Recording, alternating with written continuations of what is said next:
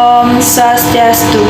Selamat pagi, perkenalkan kami dari kelompok 4 akan mempresentasikan materi tentang menganalisis struktur, conduct, dan performance. Sebelum berlanjut ke materi yang akan kami bahas, izinkan saya memperkenalkan anggota kelompok 4 terlebih dahulu.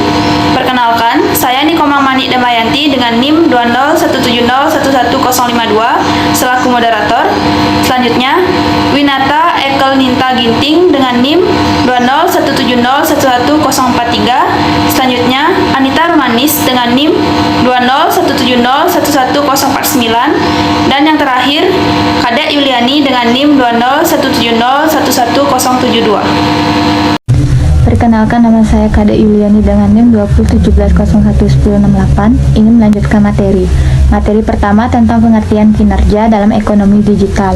Kinerja merupakan hasil kerja yang dipengaruhi oleh struktur dan perilaku industri, di mana hasil biasanya diidentikan dengan besarnya penguasaan pasar atau besarnya keuntungan suatu perusahaan di dalam suatu industri.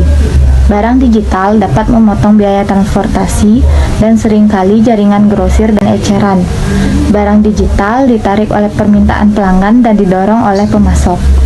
Produk digital memiliki biaya tetap yang tinggi dan biaya marginal yang rendah. Barang digital umumnya tidak diatur oleh gagasan ekonomi konvensional tentang kelangkaan dan peningkatan biaya marginal. Selanjutnya, pengertian efisiensi, produksi, dan alokasi. Perusahaan haruslah memiliki sebuah inovasi atau terobosan baru guna menarik daya minat konsumen, karena semua hal harus berubah sesuai dengan perkembangan zaman. Begitu juga inovasi perusahaan. Perlu dilakukan efisiensi produk, di mana menjadikan barang bisa diperjualbelikan secara online, di mana saat ini kita tahu bahwa semua orang terhubung dalam internet dan pasar elektronik. Namun di era saat ini, arus informasi begitu derasnya, menciptakan masyarakat yang teliti dan penuh pertimbangan, di mana masyarakat juga akan mencari produk yang efisiensi menurut mereka, yakni mereka akan mengeluarkan uang sedikit demi produk yang maksimal. Untuk itu, perusahaan barang dan jasa harus memiliki ide inovasi atau efisiensi produk dengan alokasi yang baik untuk menciptakan produk-produk yang bagus untuk dijual kepada masyarakat. Selanjutnya, yaitu pengertian struktur pasar digital.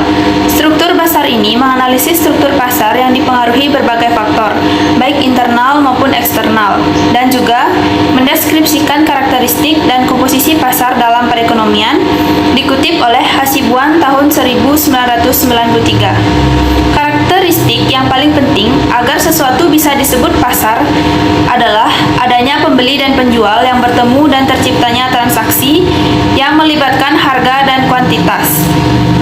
Dikutip oleh Hasibuan tahun 1993. Struktur pasar menunjukkan atribut pasar yang mempengaruhi sifat persaingan. Elemen struktur pasar adalah pangsa pasar atau market share, konsentrasi atau contraction, dan hambatan atau barrier. Dalam struktur pasar, ada beberapa pengertian terkait dengan: yang pertama, mendefinisikan ulang industri dan kelompok yang bersaing. Keterbukaan pasar virtual untuk pelanggan telah mempercepat persaingan dalam mempertimbangkan skala ekonomi. Perhatian sekarang adalah dengan lingkup bukan ukuran. Perusahaan mengurangi biaya beberapa produk daripada memproduksi lebih dari satu produk. Biaya unit lebih rendah ketika produk pelengkap diproduksi oleh satu perusahaan. Sinergi yang tercipta dari komplementaritas adalah cross product dan cross learning effects. Dalam ekonomi lama, fokus perusahaan adalah untuk mempertahankan dan meningkatkan bisnis yang sebenarnya. Yang kedua, yaitu hambatan masuk ke perdagangan online. Hambatan masuk adalah penghalang bagi pemain baru yang ingin masuk ke dalam suatu industri. Ekonomi baru telah membuat masuk dan keluar lebih mudah, karena tidak ada perusahaan yang mampu mengendalikan rantai nilai. Perusahaan baru seringkali didirikan hampir dalam semalam. Outsourcing memudahkan masuknya ide bisnis baru ke dalam ceruk pasar dari rantai nilai.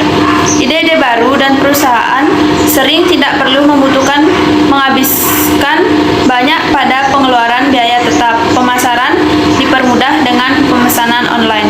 Yang ketiga, yaitu tingkat dropout dari startup bisnis. Meskipun masuk ke startup bisnis mungkin mudah, namun ada hambatan untuk memulai bisnis ini, yaitu tingkat pertumbuhan dan kelangsungan hidup bisnis yang merupakan suatu tantangan utama. Hambatan untuk masuk mungkin rendah, tetapi masalahnya adalah apakah masuk akal untuk masuk sejak awal. Bahan utama untuk sukses adalah menciptakan reputasi ekonomi. Dan yang terakhir, yaitu gesekan di pasar elektronik dan konvensional. Gesekan atau persaingan di pasar elektronik dan pasar konvensional menimbulkan permasalahan baru. Ketidakseimbangan antara regulasi produk elektronik dan konvensional menyebabkan pasar konvensional menjadi kalah saing ketimbang pasar elektronik, yakni pada pasar konvensional terdapat beberapa pajak bagi jenis barang tertentu, sementara pasar elektronik jarang terdapat pajak. Begitu juga akses ke pasar, di mana pasar elektronik bisa diakses kapan saja, di mana saja, sedangkan pasar konvensional terbatas pada ruang dan waktu.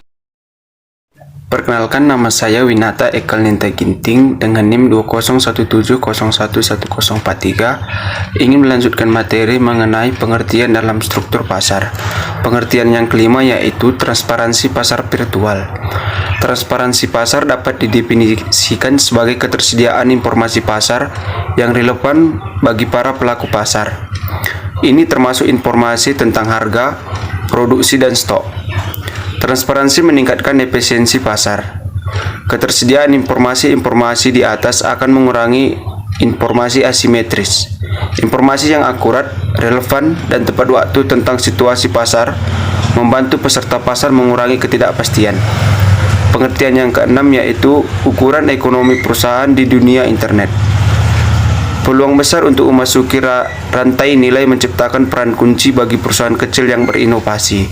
Perusahaan yang lebih kecil dapat dengan mudah memasuk komponen untuk perusahaan yang lebih besar. Tetapi perusahaan yang lebih besar memiliki niat baik dan ruang lingkup untuk melakukan diversifikasi yang lebih cepat daripada perusahaan kecil. Konsumen dan perusahaan lebih memilih untuk membeli berbagai item dari satu sumber daripada membeli item dari beberapa sumber. Pengertian yang ketujuh yaitu struktur pasar di pasar virtual. Struktur pasar ialah keadaan pasar yang memberikan petunjuk tentang aspek-aspek yang memiliki pengaruh penting terhadap perilaku usaha dan kinerja pasar. Struktur pasar di pasar virtual adalah keadaan yang menunjukkan terkait aspek-aspek yang berpengaruh penting terhadap perilaku usaha secara digital atau virtual. Aspek ini dipengaruhi akibat adanya teknologi modern yang memungkinkan terciptanya pandangan pasar yang lebih baik dan lebih jelas. Pengertian perilaku ekonomi digital. Konduk atau perilaku adalah perilaku perusahaan dalam menentukan harga, tingkat produksi, produk, iklan, dan perilaku terhadap pesaingnya. Kolusi atau kartel menurut Greer tahun 1992. Fokus utama dari perilaku perusahaan adalah bagaimana perusahaan bereaksi terhadap kondisi struktur pasar dan interaksi pesaingnya. Perilaku harga merupakan hal yang penting. Perilaku industri satu dengan industri lainnya berbeda. Salah satunya disebabkan oleh perbedaan struktur pasar dari industri itu sendiri. Perilaku biasanya mengacu pada tingkah laku atau tindakan atau aksi perusahaan dalam suatu pasar dan keputusan yang mereka buat dan cara di mana keputusan itu dibuat. Perkenalkan, nama saya Anita Rumanis dengan NIM 20170111049. Di sini saya akan melanjutkan materi selanjutnya mengenai 1. Struktur kompetitif dalam ekonomi digital. Maksudnya, ekonomi telah melemahkan loyalitas pelanggan karena sangat mudah untuk beralih ke pesaing. Persaingan harga semakin ketat karena tingkat ketransparansi yang tinggi. 2. Uang dan pembayaran. Maksudnya, sistem pembayaran internet yang baik membutuhkan keamanan, keandalan, skalabilitas, anonimitas, penerimaan, basis pelanggan, fleksibilitas, konversibilitas, efisien, kemudahan integrasi dengan aplikasi, dan kemudahan penggunaannya. Ketiga, inovasi. Maksudnya, dalam ekonomi, inovasi terkait dengan konsepsi dari implementasi ide-ide baru. Ide-ide baru membutuhkan skala perusahaan besar agar dapat diterima secara luas. Ini membutuhkan hubungan yang kuat antara inovasi internal dan inovasi eksternal. Inovasi internal mempermudahkan mengadopsi pengetahuan yang dihasilkan di luar perusahaan. Kesimpulan, prinsip SCP atau Struktur Conduct Performance menjelaskan bagaimana perusahaan berperilaku dalam menghadapi struktur pasar tertentu dalam suatu industri. Dari perilaku tersebut akan tercipta suatu kinerja tertentu di mana perbedaan struktur dan perilaku akan mempengaruhi kinerja yang tercermin dalam harga, efisien, dan tingkat inovasi. Terima kasih.